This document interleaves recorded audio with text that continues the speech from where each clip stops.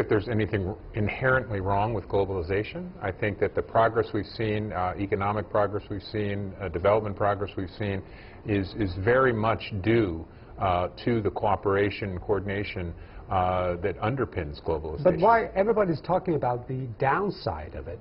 Well, I mean, the downside of it is, again, not understanding or appreciating that the benefits of globalization are not necessarily shared equally across segments of society, across countries themselves. And so I think that the responsibility of individual countries, of international institutions and organizations, is to work at making sure that the benefits are shared more equally across segments of society and across countries. But there is reason why they haven't done their job, right? Why they can't make it right. A fairer distribution of wealth, better coordination of their policies.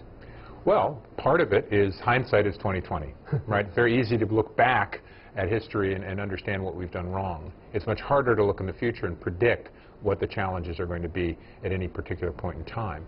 That said, indeed, I think a lot of these things are very challenging political problems that need to be addressed. It's very hard in some contexts to talk about redistribution. It's very hard in some contexts to talk about how do you ensure that that there's a social safety net in place that's going to catch those people that fall through and don't benefit from globalization. And the Chinese president's view seems to be, we need to share in this. We need to agree on cooperation and globalization. And what do you think it might be the biggest challenge if China wants to play a leadership role in this and fulfill this vision? What might be the challenge there? Well, I think that the challenges are not dissimilar to the challenges that you see in international cooperation over history. Largely focused on trust. This isn't unique to China. It's, how do you get countries to understand that there are shared interests, and that in those shared interests is where you build build the basis for trust, or a foundation for trust. And so I think that's going to be the challenge going forward. But with gained strength of China and the determination to step up to the plate, will it be easier for the international institution to work or not?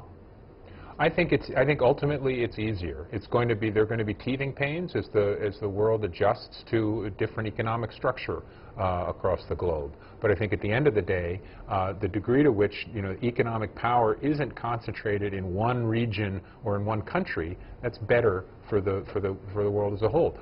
If only because you have different poles of growth, that when one country is potentially suffering. I mean, there's always transmission of financial economic crises, but as you saw after the global financial crisis, Asia became very much the driver of the economic growth for the world, and China was at the center of that. So I think having diversified poles of growth across the globe is a good thing. And there might be something that's happening right now, derail everything. That is the trade dispute, possibly escalating into trade wars between U.S. and China. This is not just a competition of interests, but also ideas and values. Where do you think this is going? Well, I think it's important to keep in mind that right now it's words, right? Right now it's people talking.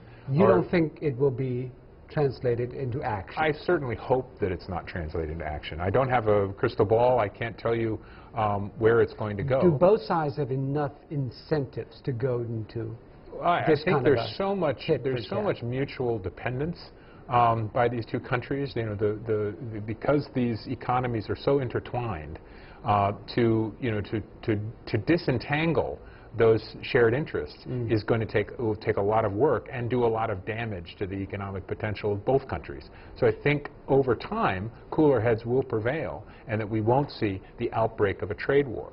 That doesn't mean that we're not going to see, tariffs, being put in place in certain areas or sectors over time, hopefully for shorter periods of time. Hopefully there's agreements that are reached that can allow those tariffs never to take place or to be there for a minimum duration. But at the same time, I think it's important to remember that this is just talk at the moment, and then also, the short-term impact of this will be, some impact on growth for the two countries.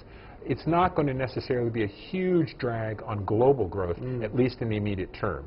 Over longer term, certainly could have larger impact, but in the immediate term, it doesn't necessarily translate into a huge global slowdown. So